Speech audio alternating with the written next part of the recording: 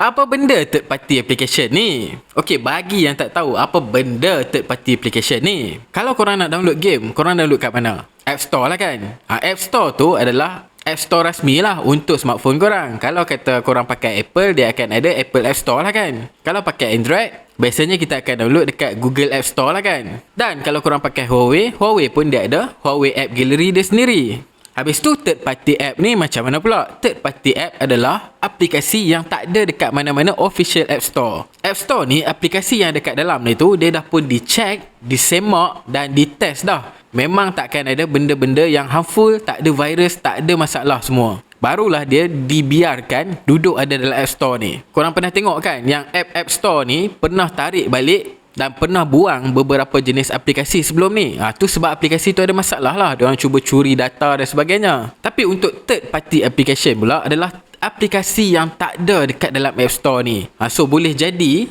scammer-scammer ni dia orang buat sendiri aplikasi tu, kemudian hantar kepada kita melalui Google Drive link ataupun melalui WhatsApp. Ada naik app apk.apk, kemudian korang pun download dan install dalam phone. App-app macam ni bahaya sebab tak ada siapa check dia. Dia boleh jadi ada virus, dia boleh jadi ada spyware, dia boleh jadi ada keylogger dan macam-macam lagi lah. Dan app-app ni pun dia ikut permission juga. Diorang boleh buat macam-macam, boleh curi korang punya data, boleh buka korang punya kamera, boleh curi korang punya kontak, macam-macam diorang boleh buat. That's why kita kena hati-hati kalau kita nak install apa-apa aplikasi yang tak ada dalam App Store. Itu yang kita panggil third party application. Ada lagi soalan? Tanya kat sini, follow for more.